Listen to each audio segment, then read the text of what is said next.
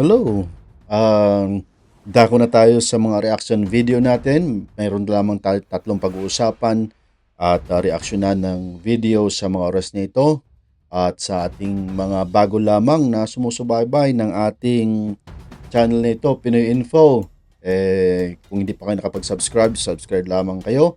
At kung mayroon kayong mga video na po pwede niyong isuggest na para komentuhan natin, i-comment nyo lamang sa ating comment section. Open naman yan para sa lahat, naka-public naman ang ating mga video.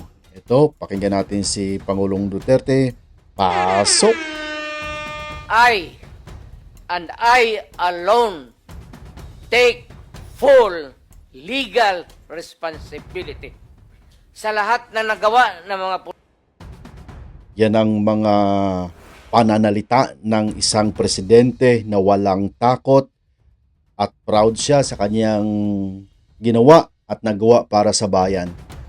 Ito yung kailangan ng Pilipinas para maipakita natin at maibangon muli ang dignidad ng ating administrasyon o pamumuno sa ating bansa. Walang mangyayari kung ang patamlay-tamlay pa kung ano-ano pa yung mga sinasabi ng mga kabutihan daw. Alam mo ninyo, ang bansang Pilipinas, ang bansa natin ay iba. Kaya tingnan ninyo, nung nagkaroon ng war on drugs, hanggang sa ngayon ay usapin pa rin yan. Kaya sa ating mga mamamayan, sa mga ordinaryong Pilipino, napakahalaga yung ginawa ni Pangulong Duterte. Tuloy. police pursuant to my order. Ako ang managot. At ako ang makulong. Huwag yung police na sumunod sa order ko. Kawawa naman. Nagtatrabaho lang. Alam mo, matagal ako nagturo sa aming bayan sa Police Academy. When I was a prosecutor, to augment my income noon na bago akong kasal, nagturo ako sa police. Ang sinabi ko talaga sa kanila, when you are arresting a criminal, you are not supposed to request him to surrender. Rather, you have to overcome the resistance. However, pag ayaw, Yun na nga sinasabi natin. Alam mo, ang mga kriminal sa bansa natin, lalo na yung mga adiktos nung kapanahunan bago si Pangulong Duterte, laganap Laganap sa ating lipunan, laganap sa barangay, at ang sabi nga natin, alam ng mga pulis, alam ng mga government officials, alam ng mga mamamayang Pilipino kung sino. Alam mo, napaka-proud na mga taong adiktos nung bago na muno si Pangulong Duterte. Ang mga droga na issue sa ating bansa, laganap yan bago si Pangulong Duterte. Kaya nga, nung siya'y namuno, ay nagkaroon talaga ng chaos na parang hindi alam kung anong gagawin ng lahat. Hindi alam ng local government, hindi alam ng mga pulis dahil nga involved din ang mga pulis dito. Kaya talagang masasabi natin na napakalaganap ang droga at napakamadugo nung nag-implement ng war on drugs na yan. Kaya tingnan nyo yung mga pananalita ni Pangulong Duterte. it's the duty of the police is to overcome the resistance kung ayaw mag-surrender. At kung may baril, Kaya palakpakan natin dyan yung Pangulo natin na yan. at kung tingin mo, sabi ko sa Napakatapang mga yan. police doon sa academy, mamamatay ka, barilin mo sa ulo, patayin mo at least one less criminal in the community. Kaya nga, no, yun ang hindi matanggap. Hindi talaga nila matanggap yan. Yung salita sa bibig ni Pangulong Duterte nung siya ay namuno, talagang matatas, malutong at sakit sa pandinig ng mga taong hindi sanay sa kanyang pamumuno. Masakit yan. Kaya hindi natin masisisi yung mga reaksyon na nagko-quote-unquote na nagbabanal-banalan dyan na kamo hindi makagawa ng kasalanan. Sa Pangulong ito yung kailangan nung panahon ni Pangulong Duterte, ito yung mga salita na kailangan para magkaroon ng katinuan ang ating bayan. Tuloy tayo. Yun ang utos ko when I was a fiscal and I was a professor doon sa Police Academy. Yun ang turo ko sa kanila. No quarters given, no quarters asked. Criminal ito.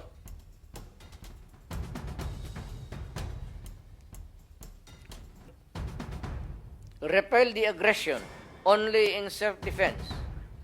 Do not make orphans of your children and widows of your wives. I don't want that in my conscience as mayor palakpakan and natin yan. president. Hindi ko mabigat yan sa konsensya ko. I have warned. Grabe ito. Ito yung hindi matanggap na mga taong ayaw sa kanyang mga pananalita. Kaya nga gustong-gusto nila ito maikulong eh. Kung kanino-kanino ng mga korte na silang nagsusumbong, may pa-ICC pa kayo. Matalinong mamang ito. Bago siya bumaba sa kanyang pwesto, taon na labas niya sa jurisdiction ng ICC ang bansang Pilipinas. Tuloy tayo. But before that, my job as president was never easy. And it was not meant to be. I have tried to do the best I can to address the problem of illegal drugs firmly and without compromise. Alam natin lahat yan For all kung of gaano its kalaki ang successes problema ng and addictos natin shortcomings, sa lipunan. I alone take full legal responsibility sa lahat na nagawa ng mga pulis pursuant to my order. Ako ang managot. At ako ang makulong. Huwag yung pulis na sumunod sa order ko. Gustong-gusto ng mga taong ayaw sa kanya niyan. Yung siya at siya lamang. Pero nakaakibat doon sa kanyang sinasabi, kung legal ang inyong ginagawa, paano yung makukulong nga? Ang sinasabi niya kapag legal ang inyong ginagawa. Pero pag hindi, ay the full force of the law ay ma-implement sa mga taong tiwali. Kaya nga may mga ninja cops na inusig din nung time na yun eh. Pero yung mga matitinong pulis, ang sabi ni Pangulong Duterte, he will take the full responsibility doon sa pag-i-implement niya ng war on drugs na yon. At ang pinag-uusapan dito ay legal lamang. Kawawa naman. Tuloy. Nagtatrabaho. Yun ang gusto kong sabihin sa Pilipino at mabutit niyaya ninyo ako dito. Once and Iyak yan. Sigurado. Maraming umiiyak dyan sa mga sinasabi niya na yan. for Tuloy all, tayo. yan ang gusto kong sabihin sa tao.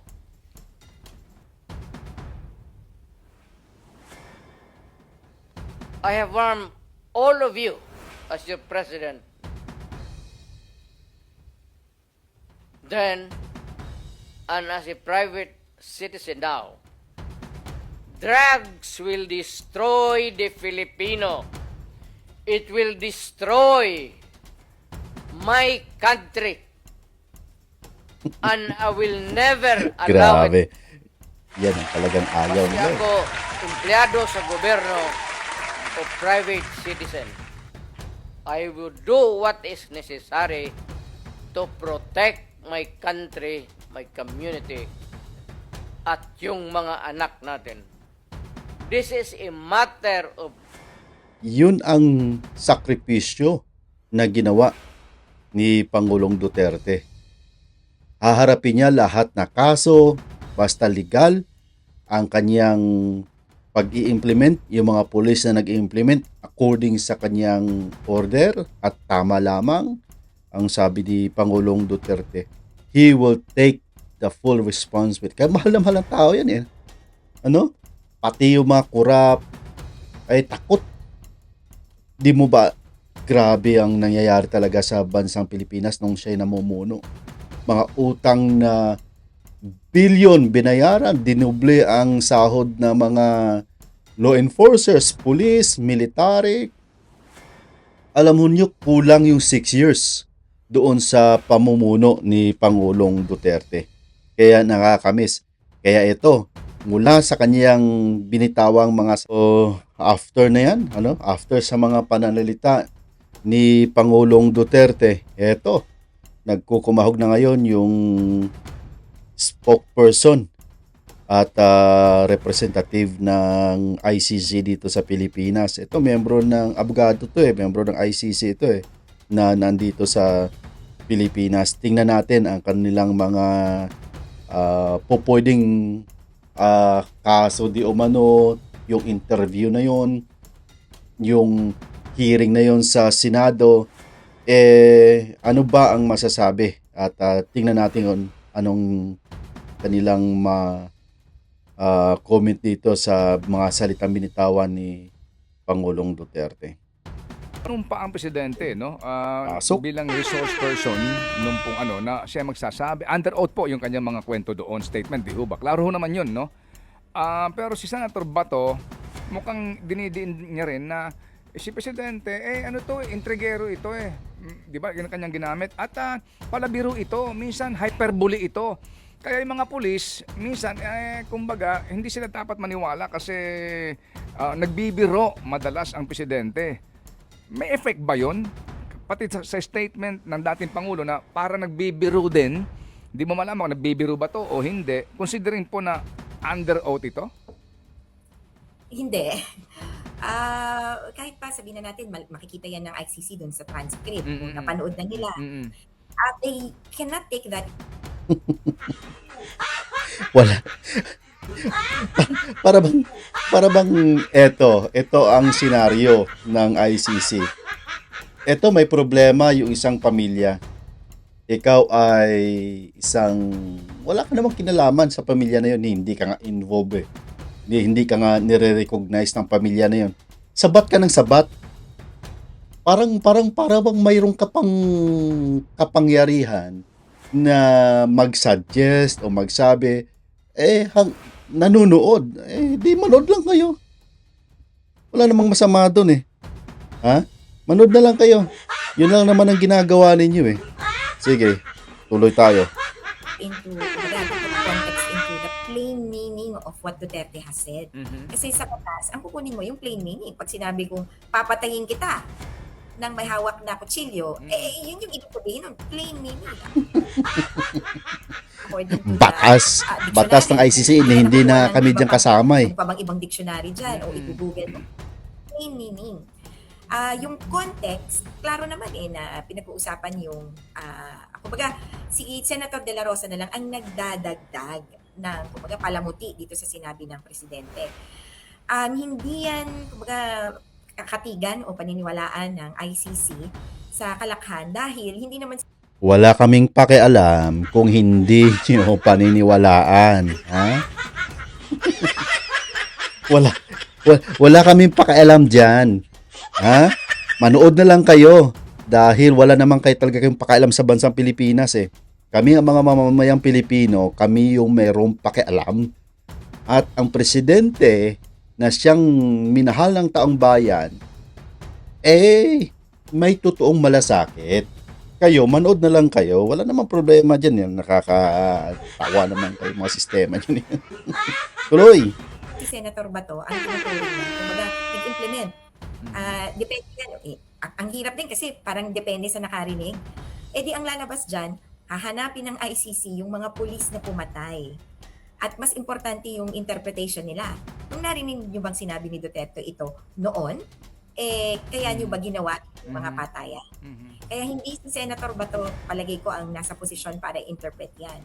In fact, si Senator Bato ang dapat Kaya wala silang kaso na hanggang sa ngayon makikita dahil itong mga record na sinasabi nila na hinahanap pa rin nila, hindi doon mag-collaborate doon sa mga namatay. Kasi nga, ang numbers na ibinigay ay hindi naman mayroong kinalaman lahat sa war on drugs.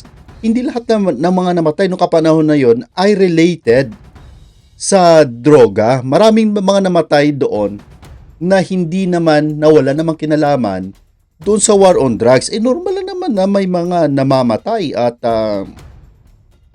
may mga issue na ito yung illegal na ginigiit nila doon kay Kian.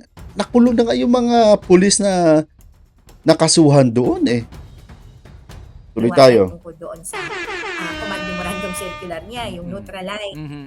Sabi ko, naghahabulan na lang sila ng, ay, hindi ganyan, that's not what I meant. Pero it's too late. Nangyari na yung patayan. And that is black and white document po ito, yung instruction to neutralize, ma'am. Oo pirmado, na ipakalat. At itong command memorandum circular ng tungkol sa TOCHAP, ang utos niya kasi to neutralize yung personalities. Nagkaroon nga doon ng hearing, di ba, na ano bang ibig sabihin ng neutralize? Napunta na nga sa military definition. Pero kung sa amin, sige, meron kayong definition. Pero ang importante, how was it implemented on the ground? At kaya naming pakitaan sila ng libo-libong police report na ang sinasabi, suspect was armed, shot at us, so we had to neutralize the suspect. Kasuhan nyo na, puro kayo dada Yun ang nakakagigil sa mga bibig ninyo Dakdak ng dakdak. Ilang taon na hindi presidente si Pangulong Duterte. Hanggang sa ngayon ay wala pa rin kayo nagagawa. And for them, neutralize means fatally shot or killed. Kaya yun yung kumbaga, in practice, paano ito kinilala sa common sense. Okay, so tama na yan. wala, puro kayo dakdak, puro kayo daldal. Kung sinabi ni Pangulong Duterte, umalis kayo dyan dahil mapapahamak kayo, mamamatay kayo, ginusto nyo yan Kumbaga parang warning na ng Pangulong Duterte nung time niya na yun Anong sinasabi ho niya? Para bang kapang bangin yan. Huwag ka dyan. Kasi kapag patuloy kang pumupunta dyan at tinatahak mo yung landas na yan, ay mahuhulog ka dyan. May warning Meron siyang campaign program. Meron siyang mga sinasabi bago siya umupo. Sa pangangampanya niya pa lamang nung panahon na yun alam na niya kung anong tatahakin ng bansang ito. Kaya napakahalaga na ang bawat mga Pilipino ay aware kung ano yung mga dapat na gagawin. Kaya winarningan na nga umalis na nga kayo dyan tuloy-tuloy pa rin. Yun ang nangyari sa ngayon. Ito na nga, yung pangatlong video. Nakakatawa talaga tong Kabayan Party List na to si Kabayan Kabataan Party List. Si Raul Manuel. Ay nako. Itong party list, ano ba talaga nagawa nito sa bayan natin? Pinipresent niya yung mga kabataan. Ano ba? Ano ba talaga ang parang ang ginagawa nito, nakaabang lamang doon sa mga issue, parang vlogger no? Komento ng komento. Ito mga party list nito, para mga vlogger. Kung saan mayroong issue, comment ng comment, bigay nyo na kay Pinoy Info yan. Dahil nagsalita ka, papakilamang ka rin ngayon ni Pinoy Info. Ano? Okay? Pasok. Gamat ini-insist ni dating Pangulong Rodrigo Duterte na hindi state sanctioned ang mga pagpatay sa ilalim ng kanyang administrasyon 2016 to 2022, pero mismo mga salita niya ang humuhuli sa kanya. Siya na rin mismo yung nagsabi na inutusan niya Bingi ka ba? Hindi pa Pangulo yan, sinasabi niya na yan. May warning na yan eh. Hanggang sa ngayon, dyan ka pa rin, para kang vlogger. Sige, kakatawa ka talaga. Walang kakwenta-kwenta. Tuloy! ang mga pulis na i-encourage yung mga nanlaban, di umano, yung mga suspects dun sa drug trade. Ini-insist niya no, na dapat daw talaga Sinabi mo pa, drug trade ah. Talaga naman. Ano bang, kung ikaw presidente nung time na yon at may drug trade na sinasabi mo na yan, anong gagawin mo? Ha? Napaka Raul ka talaga. Tuloy. ay merong marahas na gawin doon sa mga suspect. Kaya ang effect nito sa ating mga pulis ay gagawa sila ng paraan para maudyok yung mga drug suspects na manlaban talaga. Ibig sabihin kahit yung nanlaban narrative, yung ganong modus, ay nanggaling mismo sa mga pulis. At ang bottom line nito ay mismo ang dating presidente, siya ang nagdulot ng ganitong libo-libong mga patayan sa ilalim ng kanyang administrasyon. Pasalamat ka lang. Hindi ka addict nung time na yon. Kung addict ka, wala ka na rin. Kung drug lord ka, malamang wala ka na rin. Ha? Kaya pasalamat ka na hindi ka involved. Ha? Yan lang ang sinasabi natin. Magpasalamat lang yung mga hindi involved, buhay kayo. Bakit? May warning na kasi. Tuloy. Simply put, state policy ang patayan sa ilalim ng kanyang administrasyon. Kaya naman hindi na maikakaila no? At hindi na maidadaan lamang sa mga palusot na joke lang yung kanyang mga sinabi. Kasi on the record, nag-oath siya at nag-testify siya sa isang official proceeding ng legislative branch, which is this time ang Senado. Kaya dapat lamang na imbestigahan din, hindi lang ng Senado, pero maging ng Quadcom sa Kamara, kung paano ginamit ni Rodrigo Duterte ang confidential and intelligence funds ng Office of the President. Uy. Hanggang ngayon, nandiyan ka pa rin sa confidential? Hanggang ngayon, nandiyan ka pa rin sa sistema na yon? Opo.